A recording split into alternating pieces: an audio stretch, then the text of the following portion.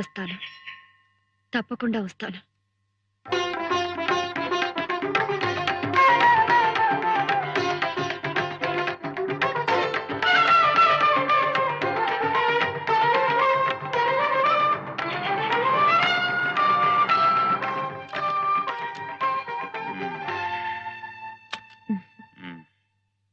పోనీ నమస్కారం అండి.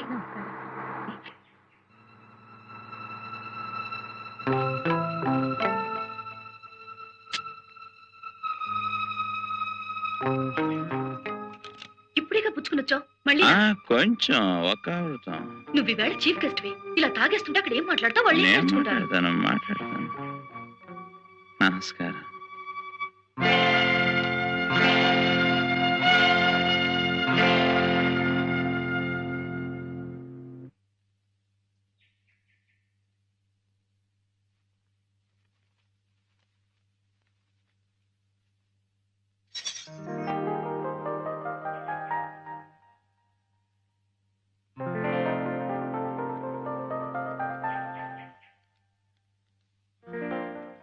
ఇదేనా ఇల్లు? అవునమ్మా, మీరు కోరినట్టుగానే పక్కనే దొరికింది ఇల్లు. ఇంటికి ఆయన పక్క వీధిలోనే ఉన్నాడు. నేను వెళ్ళి తాళాలు తెస్తాను, మీరు లోపలికి పదండి.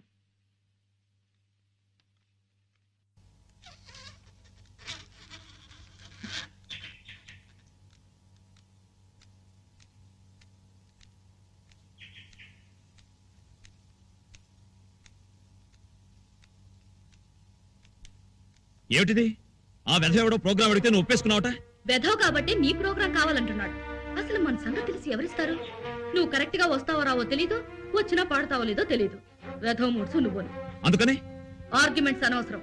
అడ్వాన్స్ కూడా తీసుకున్నాను, వెళ్ళి తీరాల్సిందే.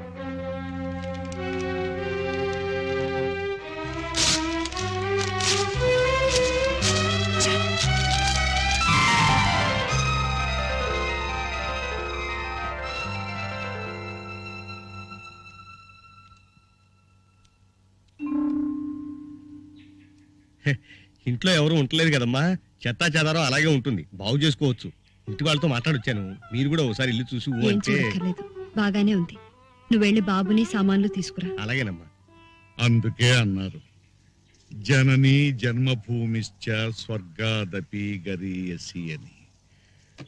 మళ్ళీ ఈ గాలి, ఈ నీరు, ఈ వాతావరణం చూస్తుంటే ఇంకో జన్మెత్తినట్టుగా ఉందయ్యా రంగయ్య. మళ్ళీ ఇక్కడికి రావాలన్న కోరిక కలిగింది. అదే 10,000 బాబు. అంతా నీ మనవరాల సంకల్పం. ప్రస్తుతం మేమంతా నిమిత్త మాత్రం. కర్త కర్మ క్రియ అంతా సీతే.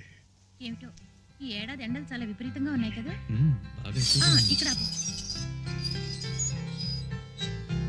సాయంకాలం నేను రావడానికి లేట్ అవుతుంది. ఓపికంటే మీరు వంట చేయండి, లేకపోతే క్యారేజీ తెప్పించండి. ఓకే?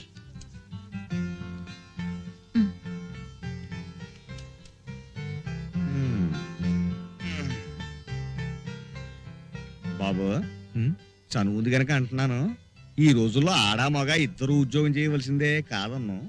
కానీ కేవలం ఆడదాని సంపాదన మీదే మగాడు ఆధారపడితే అవ్వా అవ్వా ఏం గౌరవంగా ఉంటుంది బాబు. నిజమేనయ్యా, కానీ ఏం చేయమంటావు? సరైన ఉద్యోగమా దొరకటలేదు, ఉన్న సంగీతం ఉపయోగపడలేదు. మీరు ప్రయత్నం చేస్తేనే కదా. నాకు తెలిసిన విద్వాంసుడికి పక్క వైద్యం అవసరం ఉందిట, రండి కనుక్కుందాం. బానే ఉంది కానీ అతను ఎంత పెద్ద విద్వాంసుడో ఏమిటో. మనమా వైలును ముట్టుకుని ఎన్నో ఏళ్ళు అయిపోయింది. తీరా ఆయన పక్కన కూర్చున్న తర్వాత కాలు చెయ్యి ఆడకపోతే ఆ విషయం వారికి ముందే మనం చేసుకుంటాం, వారే ధైర్యం చెప్తారు. ఆ తర్వాత కాలు చేతులు వాటంతా అవే ఆడతాయి. అమ్మ త్వరలోనే నా చేత ఇక్కడ ఒక కచేరీ పెట్టించడానికి అన్ని ఏర్పాట్లు చేస్తోంది. అన్ని అనుకున్నట్లు జరగగానే తెలియపరుస్తాను. అంతేనా, ఇంకేమన్నా రాయాలా? నానమ్మ గారికి నా నమస్కారములు చెప్పవలసింది. నానమ్మకు ఇవాళ పోస్ట్ చేసేసి. అలాగే. బాబు ఎక్కడికి? ఉత్తరం పోస్ట్ చేయడానికి. నేనేస్తాలే, నూరా. రండి బాబు, కూర్చోండి బాబు. అలాగే. అమ్మా, మురళి బాబుని తీసుకొచ్చానమ్మా. చిన్నబాబు గారి పక్క వాయిద్యం వాయించడానికి ఒప్పుకున్నారు. పక్క వైద్యానికా? అవును బాబు. ఏంటమ్మా నువ్వేమో ఈ 3 కాళ్ళ బండికి చెప్పటం, ఈయనేమో ఓ 4 కాళ్ళ జంతువుని తీసుకురావటం. అసలు ఆయన్ని చూస్తే సంగీతం తెలిసిన వాళ్ళ ఉన్నాడా? చూ, పెద్దవాళ్ళని పట్టుకుని ఏమిటా మాటలు? తప్పు కదూ. మనిషిని చూసి చెప్పగలవా ఎవరిలో ఎంత విద్వత్తుందో? అయితే నిన్ను చూసి వాళ్ళేమనుకోవాలి? రామదాసు మన గురించి మురళికి ఏం చెప్పలేదుగా? లేదమ్మా. అలా తెలియకుండానే ఉండాలి. అలాగే బాబు, మీరు ఇక్కడే ఉండండి, నేను వెళ్ళి అర్జెంట్ గా ఈ ఉత్తరం పోస్ట్ చేసి వస్తాను. ఇప్పుడు అర్థమైందా ఆయన ఎవరు? మరైతే నాకు బాబాయ్ అవుతాండి, ఆయనతో ఎందుకు చెప్పొద్దంటావు? చెప్పే అవసరం వస్తుంది, అప్పుడు నేనే చెప్తాను. నువ్వు మాత్రం అతనితో చాలా మర్యాదగా ఉండాలి.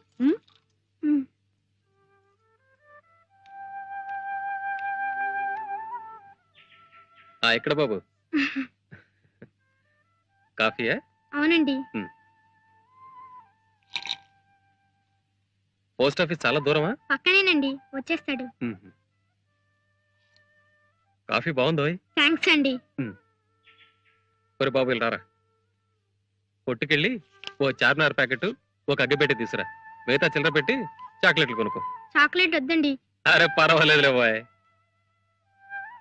మళ్ళీ అక్కడికి వారికి సిగరెట్ పెట్టి అగ్గి పెట్టి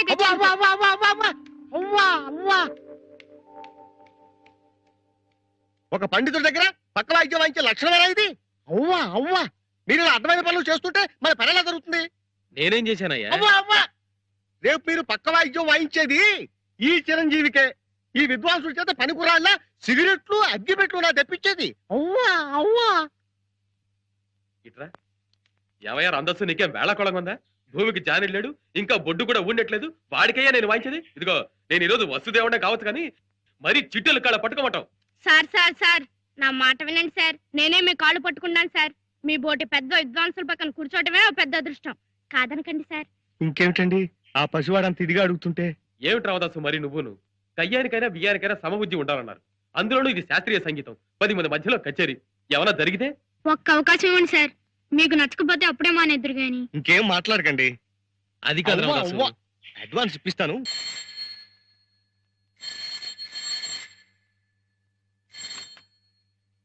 హలో, ఎవరు? పాంచాలమ్మ గారా? నమస్కారం అమ్మా, నేను హనుమాన్లు. నారాయణమూర్తి గారు ఉన్నారమ్మా?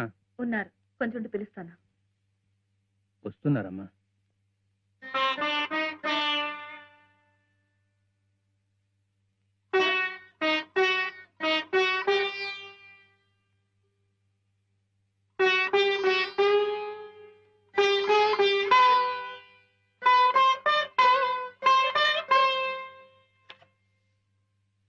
హలో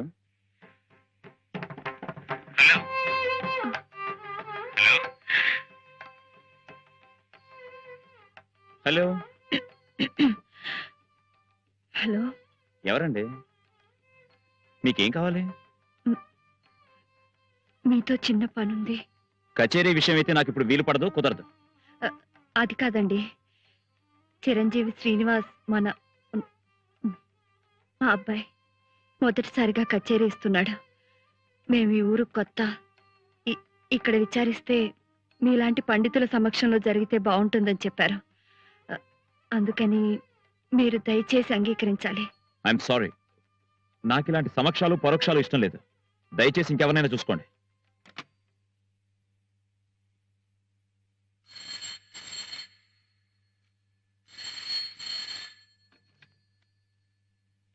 హలో, మిమ్మల్ని విసిగిస్తే క్షమించాలి. ఎక్కడి నుంచో వచ్చి ఆ కుర్రవాడిని అండగా పెట్టుకుని బ్రతుకుతున్న దాన్ని మీరు బాబును ఆశీర్వదించి 10 మందిలో 4 మాటలు చెప్తే వాడికో గుర్తింపు వస్తుంది. మా జీవితాలు గడిచిపోతాయి. హలో హలో హలో, చెప్పండి. దయచేసి కాదనకండి. అలాగే, ప్రోగ్రాం ఎక్కడన్నారు? ఎప్పుడు? వస్తాను. తప్పకుండా వస్తారు కదా? వస్తానంటే వస్తాను. హనుమాన్లు, ఏంటమ్మా? రేపు మినిస్టర్ గారు మన ఇంటికి వస్తున్నారు. ఇంకో అరగంట ఆలస్యం వేలా ఉంది. నువ్వు ఇంటికి నీ డాడీతో. అది కాదమ్మా, మినిస్టర్ గారు ప్రోగ్రాం ఎల్లుండి పెట్టుకుంటే మంచిది. ఎందుకు? మనం తీర్థయాత్రకి వెళ్ళినప్పుడు ఓ బుజ్జి బాబుని చూసాం, చిరంజీవి శ్రీనివాస్. గుర్తుందా నీకు? అవునయ్యా, ఆ బుజ్జి మొహం వాడును ఇంకా కళ్ళలో కదులుతున్నాడు. అతగాడు ఇప్పుడు ఇక్కడే ఉంటున్నాడమ్మా. అలాగా? రేపు రాత్రికి ప్రోగ్రాం. మీ ఎక్కడ? బావగారు నారాయణమూర్తి గారు ముఖ్య అతిథి. అవునా? ఆ. సభకు నమస్కారములు. ఈనాడు చిరంజీవి షణ్ముఖ శ్రీనివాస్ కార్యక్రమానికి ముఖ్య అతిథిగా విచ్చేసిన ప్రముఖ సంగీత విద్వాంసులు శ్రీ నారాయణమూర్తి గారికి, వారి సోదరులు ప్రముఖ వాణిజ్యవేత్త శ్రీ శంకరం గారికి మా కృతజ్ఞతలు.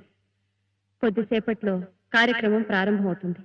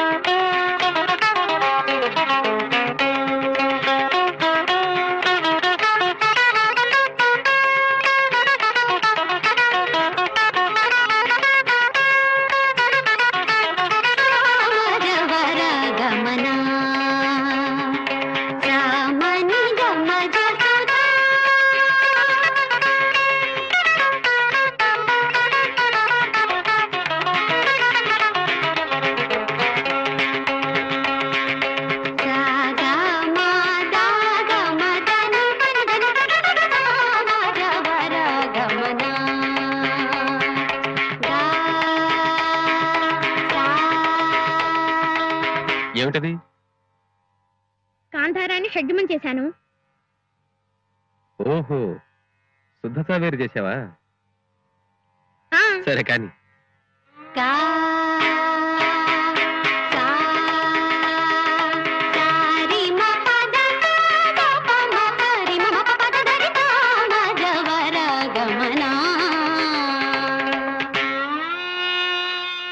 మధ్యమాన్ని షడ్జమం చేశారా?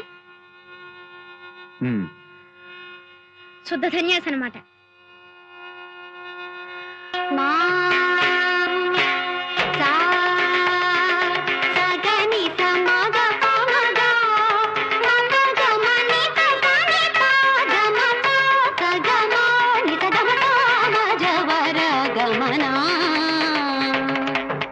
దైవతాన్ని షడ్జమం చేయి. దైవతాన్ని షడ్జమం చేయమంటున్నాడు మా అన్నయ్య. మోహన్ అవుతుంది. ఏం సార్, మోహన్ రాగం వినాలనుందా?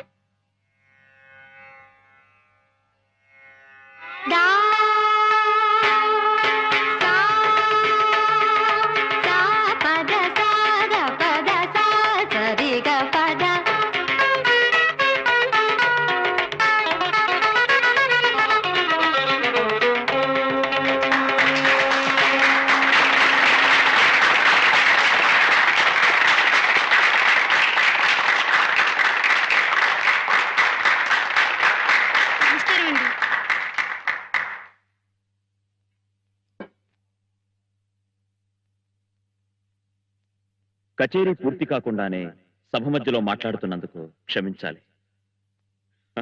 నా ఆనందాన్ని ఆపుకోలేకొచ్చేశాను. మేము చాలా కచేరీలు చేశాం, చాలా సన్మానాలు అందుకున్నాం.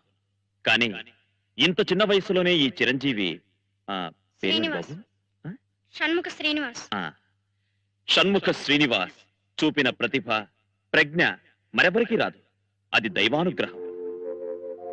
ఈ సభకు ముఖ్య అతిథిగా నన్ను రమ్మని వీళ్ళ తల్లిగారు కోరినప్పుడు నేను వీలు కాదని చెప్పాను. నేను నిజంగా రాకపోయి ఉంటే ఈ మహత్తర అవకాశాన్ని జారవిడుచుకునేవాణ్ణి. నేను తగిన ఏర్పాట్లతో రాలేదు, క్షమించాలి. ఈ చిరంజీవి నాకు కలిగించిన సంతోషానికి గుర్తుగా ఈ చిన్న బహుమతి ఇస్తున్నాను.